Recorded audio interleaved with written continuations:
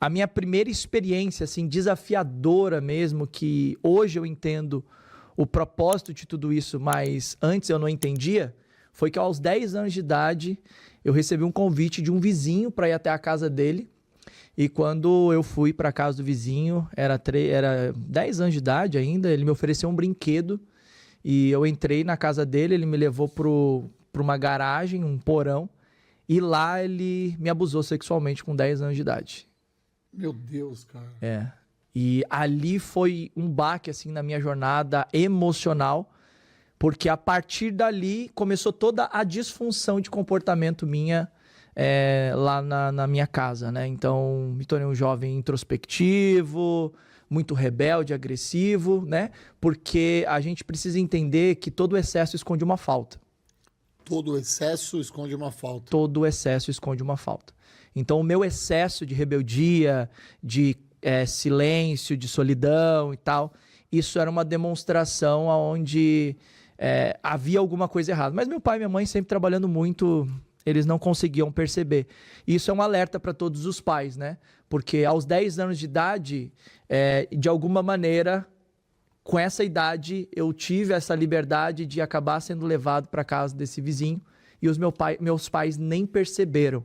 Então tem muitas coisas acontecendo diante dos nossos olhos que a gente não percebe. Mas talvez, será que não era normal você brincar na casa do vizinho? Esse seu vizinho tinha quantos anos? Cara, esse vizinho era adulto já. Já era um adulto? Era um adulto. Meu Deus. Era um homem já. E na época era um vizinho novo no bairro. Não era alguém que tinha confiança da família. Entendi. Não, era um estranho. Um vizinho novo. E de alguma maneira eu tava solto lá no bairro e se encontrou de ter essa oportunidade. Douglas, você chegou a comentar com seu pai? Nunca falei nada pra ninguém. Eu fui começar a falar isso depois dos meus 21 anos de idade.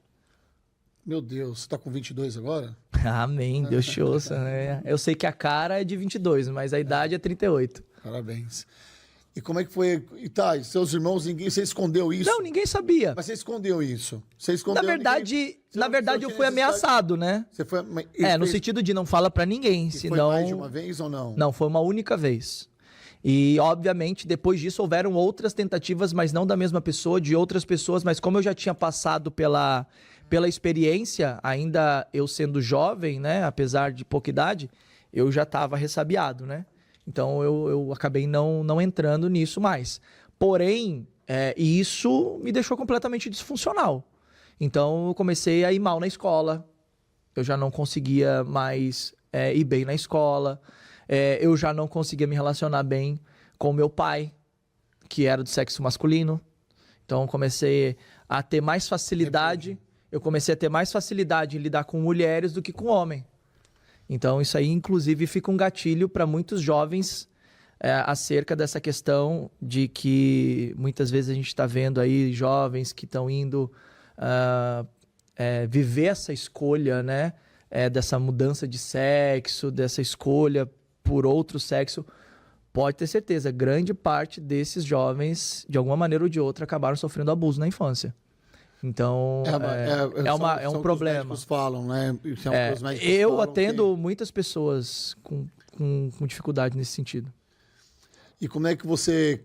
Cara, é muito difícil fazer qualquer pergunta relacionada a isso. Não, mas pode fazer, tá de boa. Não, sim, porque... Tem que fazer, é bom fazer. Eu quero escolher as perguntas porque é muito difícil, não é difícil, é incomum, sabe? Porque você se portou bem, você não mudou seu sexo, você cresceu com esse trauma. Mas qual foi a sua maior dificuldade? A minha maior dificuldade... Porque você entendeu que isso era um gatilho para você, sabe? A minha maior dificuldade foi entender a minha identidade.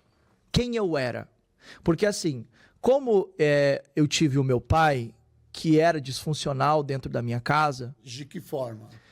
Meu pai, por não ter tido pai, ele não foi um bom pai e não foi um bom marido, no sentido de princípios e valores. Ok. Então, traía minha mãe... Mas você repete aquilo que você teve, né? Fato, ou que não teve, né? Faz o que não sabe. Uhum. Então, ele traía minha mãe, ele tinha problema com pornografia, ele me batia extremamente agressivo. Meu pai amarrava a minha perna com corrente e cadeado na cama e me deixava ali por horas sem poder sair, para tentar me segurar e me prender. Então, pensa, olha que loucura.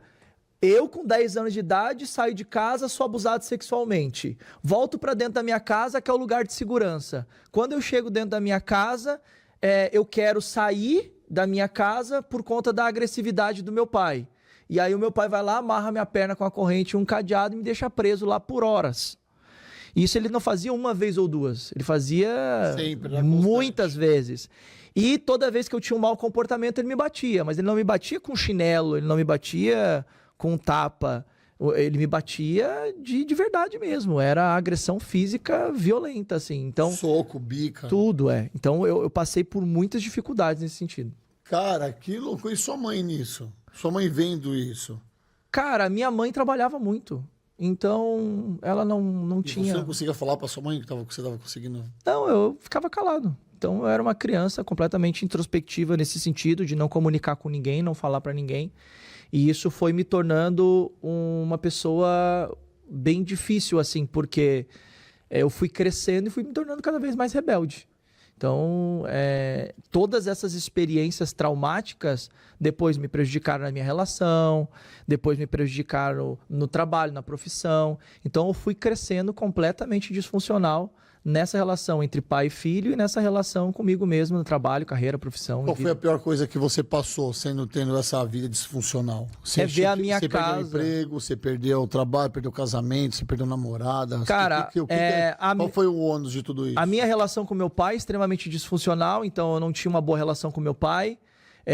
Vida amorosa nos namoros não durava nada, porque assim como era o meu pai, eu acabei reproduzindo também, então me tornei assim igual a ele nesse sentido. Então eu comecei a fazer as mesmas coisas, comecei a agir da mesma maneira, tratar as pessoas do mesmo jeito. Então tudo isso foi desencadeando numa disfunção nos relacionamentos. Então, vida amorosa, não ia bem, carreira, não ia bem. Eu tava com... Foi comigo, strike. Pornografia infantil acusou aqui. Mas segue o jogo, segue o jogo. Percebi. Segue o jogo. Então, o que acontece? Nesse momento, eu percebi que existia algo que eu precisava fazer. E o que eu precisava fazer? Eu precisava mudar essa história.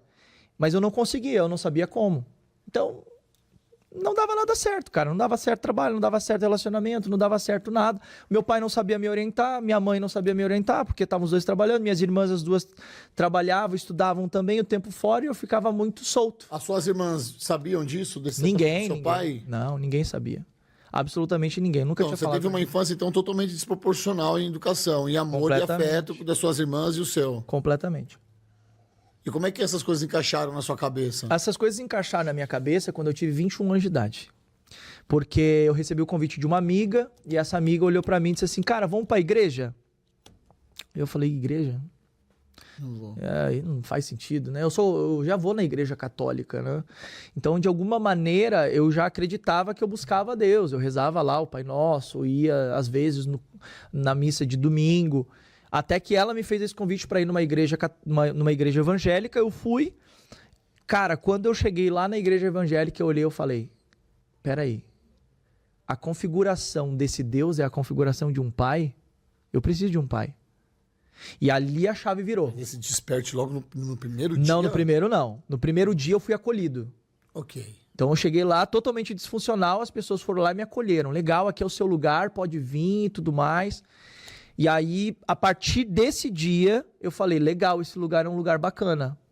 E apesar de ser totalmente disfuncional no sentido de comportamento, eu entendi que aquele lugar era um lugar que me colocava calma, me trazia tranquilidade, me dava oportunidades. Orientava seus pensamentos. Opa, aí eu falei, eu vou continuar vindo.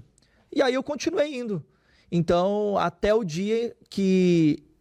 depois dela falando para mim, me mostrando, ensinando a ler a Bíblia, ensinando a interpretar a Bíblia, falando sobre quem era Jesus, falando sobre como que Deus me enxergava, a paternidade de Deus, então a partir dali eu entendi. Legal, eu tenho um pai.